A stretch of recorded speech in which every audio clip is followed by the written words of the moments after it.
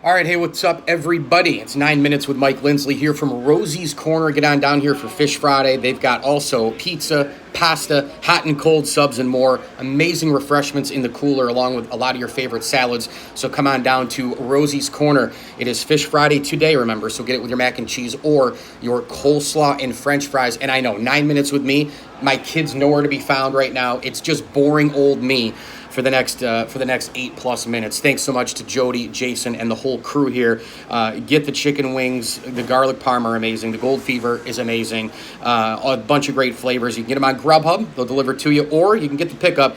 And make sure you like their Facebook page and follow them on Instagram. Will college football be back? That is one huge question right now, and there's a lot of reasons why people want to know, and there's the main reason why is because academically and athletically, so much revolves financially around college football. There is a threat that a lot of the other programs in college football around the country, a lot of the athletic departments, I should say, that if the college football program goes away for just one season or even gets delayed to the spring, the financial repercussions are going to be through the roof. We've already seen Stanford and multiple other schools and universities, etc., cancel a lot of their Olympic sports.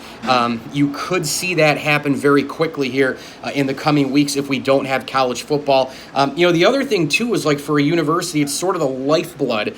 When you get back in August on campus, college football is happening right then and there. And college football probably seems as normal as anything down south, certainly for the Southeast Conference and for a bunch of other, places. And it would be sad for college football not to come back. Obviously, I think one thing that separates the collegiate side of things and the professional side of things, it's really simple. While I want college football to come back, I actually think it's a lot more safe than people give it credit for because, they're getting tested every single day. You don't know if these kids are healthy at home during the pandemic, but if they're on campus, they're getting tested every single day. They've got an A+ medical staff helping them. They don't have that at home. So while everybody thinks it's going to be, blood, sweat, tears, and, guys tackling each other and spreading this, and I don't know. I mean, so far we've had almost 5,000 athletes total tested, and we are in the very low, I think 90s at this point, even like 100, 105, 110 cases, and everybody has either recovered or is going to recover. So these are young, great athletes with unbelievable immune systems. But what I was going to get to is the difference between college and the pros. It's cash money, man. It always is money. Remember, these players are not getting paid to play football. That's where this thing starts and ends. If you're a 21-year-old and you're going to be a senior or a junior at Clemson or Florida State or LSU or Alabama or USC or wherever, and you have a chance to be in the National Football League, or you're a slam dunk to go to the NFL in the upcoming draft, do you go back to school at all?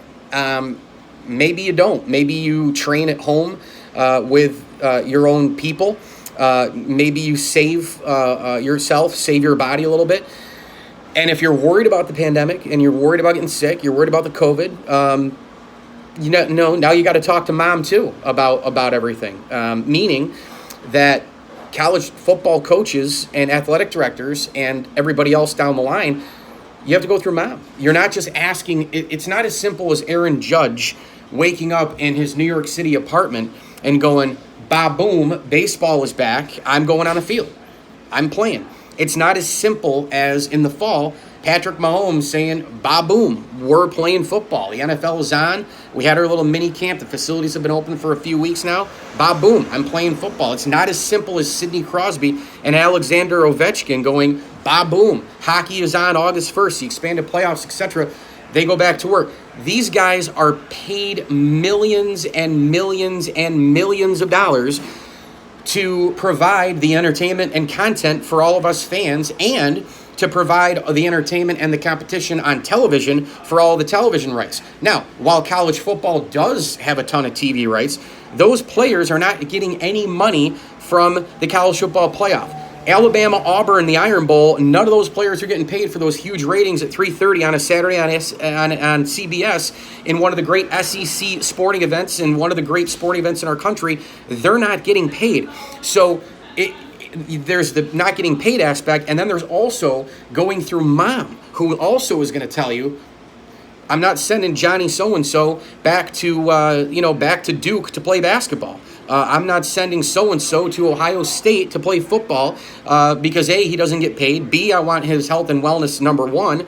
That number one, and then the paid part number two, and then also number three. He's going to maybe go to the NFL in a year, so he doesn't really need that extra year in college. Maybe his stock would rise, but maybe it wouldn't, and maybe he could get injured as well, because there's always that possibility. So the layers of college football, and really in general college sports, right? I mean, that's the bottom line. It's just different than the pros because of the paid aspect and the family aspect, because all these athletes are pretty much living at home right now. They still live under mom and dad's roof, going home after the college year and the season. So those are the two huge aspects of it. Again, I think college football, I hope it comes back. I think we need everything to kind of reopen here. We got to kind of get our lives back. Yes, safety protocols, blah, blah, blah. I'm not even going to dive deep into that because it's just, I feel like we have to say it before everything. Well, we play as long as we're safe. We'll play as long as this. Wear a mask. We already know all that stuff, for God's sakes. We're going on 5 months of this thing, and I think college football would be important to start it. In fact, I think in a lot of places you could actually have fans, and I talked about this on a couple of videos. I think you can have fans in these stadiums. I think it's really simple in college football. If it's an 80,000 capacity place, which most are at the big-time Power 5 places, you can have 10 to 15, maybe even 20,000 fans in there, and every person is separated 4 or 5 seats. You have one person, standing, because you only need a third of the staff if you don't have 80,000 people in the stadium. They're monetizing and monitoring, multiple concession stands. It's kind of like a bar or a club, right? You're waiting outside and waiting in line. 3-4 people can't go in because they're packed until 3-4 people go out. You could monetize the concession stand lines, 5, no more than 7 people in line. That's no different than standing in line at Walmart and Target. We're packing Wegmans. We're packing Targets. We're packing big-time grocery stores, retail outlets. We're packing places. And yet we can't have fans in sporting events in basically the same exact roles that they're in these big box stores. To me, standing in line with a mask 4, 5, 6 feet away from somebody to get a hot dog and a drink at a stadium, to me that's no different than going into Target and walking down an aisle with 6 people, 4 to 6 people walking by me with a mask on, and then I have to go in line with these people, and they're a foot away from me. So I think you could pull it off. I think in college football, maybe you could pull it off as well as anything because of the large capacity normally of those stadiums, but the large venue as well. You think about, a big time, a Beaver Stadium at Penn State, that's twice the size capacity-wise of a Yankee Stadium. So you almost could probably do it better in the NFL and in college football. But remember, these guys and gals in college sports, they're not paid, and you have to go through mom, and that's why college football is much different than professional sports. Well, I'm Mike Lindsley. I can smell it right now. The fish is a-cooking. The unbelievable pizza and wings are a-cooking. The desserts are out.